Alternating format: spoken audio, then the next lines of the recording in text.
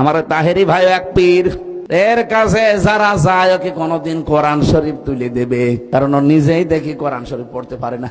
আর একটা আছে আন্তর্জাতিক সাফাবাজ, এ আমার কইতেছে আমি বলে কোরআন শরীফ পড়তাম পারি না। কইছিনি এ আন্তর্জাতিক সাফাবাজ একটা আছে, এটা হলো আমির হামজা। এটা অত বড় সাফাবাজ এবং অত বড় বিয়াদব, কেমনে যে তো মিথ্যা কথা বলতে পারে? এমন মিথ্যাবাদে আমার জন্মের পরে দেখছি না।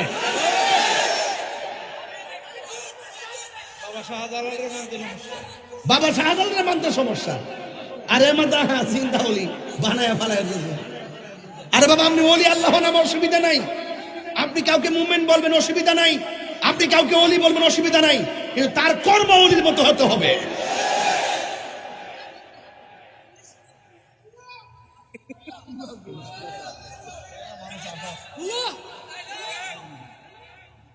এ আমার কইতেছে আমি বলে কোরআন শরীফ পড়তাম পারি না। কইছিনি আমি তো কথা বলেন ঠিক কিনা? যুবকদেরকে অনেক লাইক করি, কিন্তু ওলি আল্লাহর বিরুদ্ধে যাবেন না। ছাত্র সমাজকে বলি, কাহারও পাল্লায় ফান্দে পা দিবেন না। আপনাদের ইমানের দাম আছে, আপনাদের চেতনার দাম আছে, আপনারা কাহারও ফাঁদে পা দিবেন না। যারা ওলি আল্লাহর বিরুদ্ধে থাকবে তাদের সঙ্গে আপনারা মিশবেন না। আপনার কি লাগবে আমাদের কাছে বলেন, ইনশাল্লাহ আমরা গুছাইয়ে দিব। ইনশাল্লাহ এই শক্তি আমাদের আছে। এই বাংলাদেশে 75% সুফিবাদী মানুষ, সুন্নি তরিকার মানুষ। কথা বলেন ঠিক কিনা? এদের ভোট দিয়ে ক্ষমতায় আসতে হয়, এদেরকে মাইনাস করে কখনো কাজ করা যাবে না। আমরা এখনো মুখ খুলি নাই। ভাববেন আমরা রং দেখতেছি, এক টেবিল ইফতার পার্টি, সব বুঝতেছি আমরা। সুন্নিদের বাদ দিয়া অতই সোজা। সাবধানে থাকিও নারী পর্দার আড়ালে।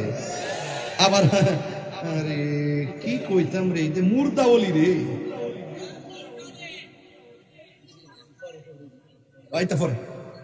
আর এখনো শুরু করছে না, তোমার আসলে বেশি না। এখন দিস না, সেতাইস না, পাগলটার সেতাইস না। সকলে করে আল্লাহু আকবার। রোজা রাখবেন ইনশাল্লাহ? রোজা রাখলে প্রতিদান আসেনি? আরো জোরে দেওয়ার মালিক কেডা? তাহলে ফামান শাহিদা মিনকুমুশ শাহরা ফালিয়াসুম। এই যে মাসটা আসছে, এই মাসটা সম্মান দরকার আছে কিনা?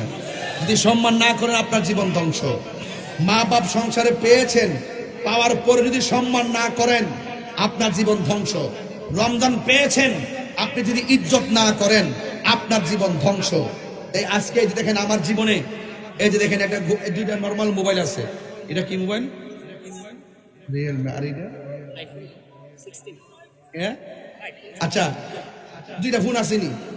আমার জীবনে যখন কোটি মোবাইল ব্যবহার করছি, তখনও আমি রিংটোন দেই নাই। আমার রিংটোন ছিল সেহরির টাইমে আমার মায়ের ডাক। এমন অনেক সংসার আছে এই রমজানে মার ডাক আর শুনে না। বাবা কথা সঠিক কিনা বলেন? আমি একটা কথা বলি এ ব্যাপারে, আমার যুবক গুলো একটু মনোযোগী হোক। এই যুবক আমার দিকে তাকান। এমন অনেক সংসার আছে মায়ের ডাক আর শোনা যায় না, মাটা বাসতলায় শুয়ে রয়েছে। কথা কন ঠিক কিনা? এই জন্য দাঁত থাকতে দাঁতের মর্ম বুঝবেন, মা বাপ থাকতে মা বাপের মর্ম বুঝবেন।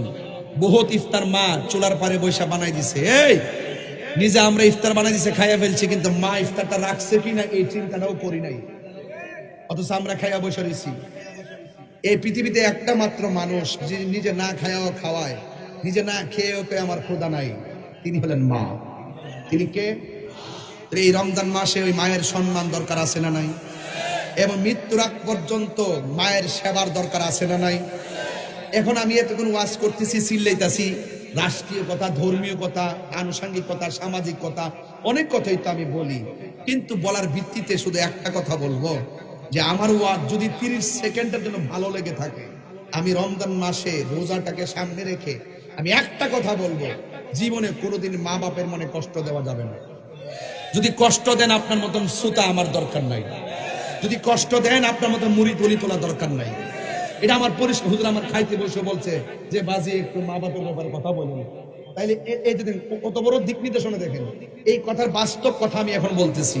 তা আপনাদেরকে অনুরোধ করব, এই রমজান মাস, আহারে এই রোজার মাসে মারে দেখছি যে মাটির পাতিলের মধ্যে দইটা বসাইতো, খেজুরা গুড় দিয়া যে খাইতাম আগের মতো, এমন কি আছে?